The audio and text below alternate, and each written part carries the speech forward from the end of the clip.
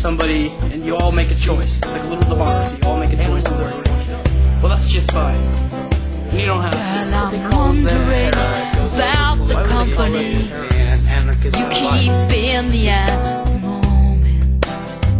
Seeing you sit down with angels and the devils.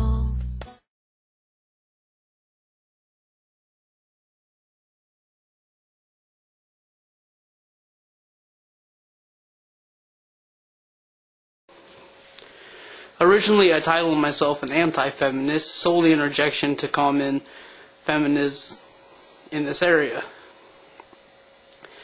But as time went on, I come to realize that I myself am a feminist.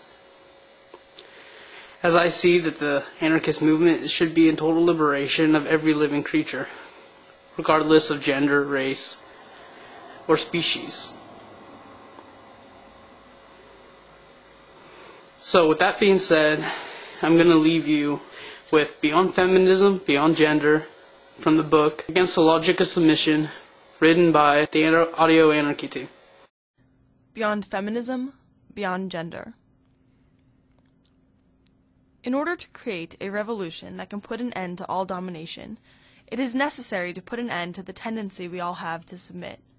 This requires that we view the rules that this society imposes on us with a cruel and penetrating eye, seeking out their weak points with the aim of breaking through their limits and moving beyond them. Sexuality is an essential expression of individual desire and passion, of the flame that can ignite both love and revolt.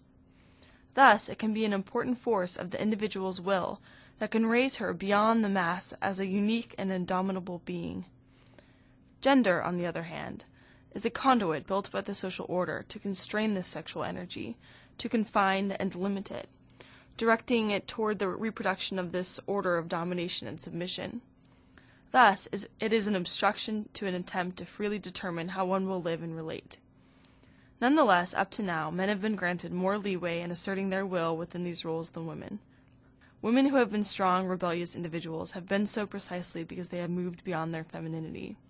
It is unfortunate that the women's liberation movement that emerged in the 1960s did not succeed in developing a deep analysis of the nature of domination in its totality, and of the role played by gender in its reproduction.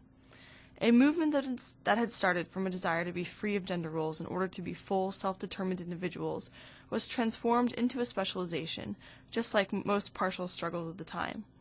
This guaranteed that a total analysis would not be possible within this context. This specialization is the feminism of the present era that began developing out of the women's liberation movement in the late 60s. It does not aim so much at the liberation of individual women from the limits of their gender roles as the liberation of, quote, woman as a social category. Within mainstream politics, this project consists of gaining rights, recognition, and protection for women as a recognized social category under the law. In theory, radical feminism moves beyond mere legalities with the aim of liberating woman as a social category from male domination.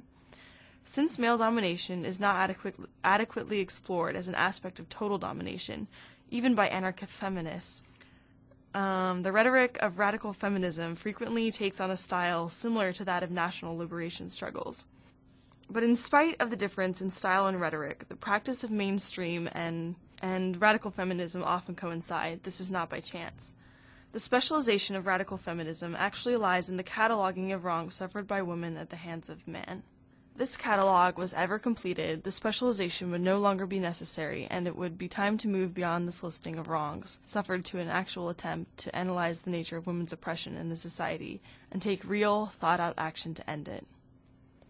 So the maintenance of this specialization requires that feminists expand this catalog to infinity, even to the point of explaining the oppressive actions of women in positions of power as expressions of patriarchal power, thus freeing these women from responsibility for their actions. Any serious analysis of the complex relations of domination as it actually exists is laid aside in favor of an ideology in which man dominates, and woman is the victim of this domination. But the creation of one's identity on the basis of one's oppression, on the victimization one has suffered, does not provide strength or independence. Instead, it creates a need for protection and security that eclipses the desire for freedom and self-determination. In the theoretical and psychological realm, an abstract, universal sisterhood may meet this need, but in order to provide a basis for this sisterhood, The feminine mystique, which was exposed in the 1960s as a cultural construct supporting male domination, is revived in the form of women's spirituality, goddess religion, and a variety of other feminist ideologies. The attempt to liberate women as a social category reaches its apotheosis, apotheosis, in the recreation of the feminine gender role in the name of an elusive gender solidarity.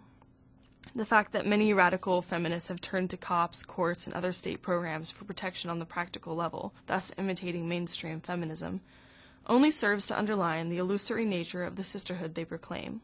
Though there have been attempts to move beyond these limits within the context of feminism, this specialization has been its defining quality for 3 decades. In the forms in which it has been practiced, it has failed to present a revolutionary challenge to either gender or domination. The anarchist project of total liberation calls us to move beyond these limits to the point of attacking gender itself, with the aim of becoming complete beings defined not as a conglomeration of social identities, but as unique, whole individuals. It is both cliched and mistaken to claim that men and women have been equally oppressed by their gender roles.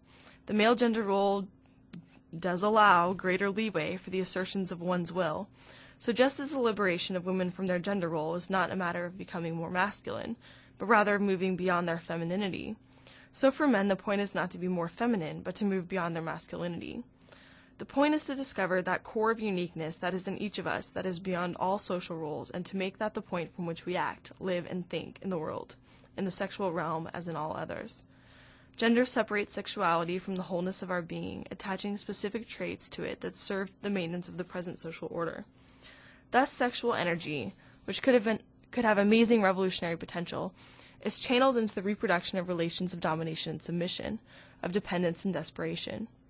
The sexual misery that this has produced and its commercial exploitation surround us, the inadequacy of calling for people to, quote, embrace both their masculinity and femininity, lies in the lack of analysis of the extent to which both of these concepts are social interventions serving the purposes of power.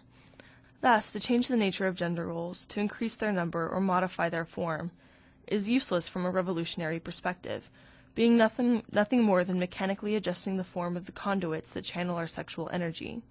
Instead, we need to reappropriate our sexual energy in order to reintegrate into the totality of our being, in order to become so expansive and powerful as to burst every conduit and flood the plane of existence with our indomitable being.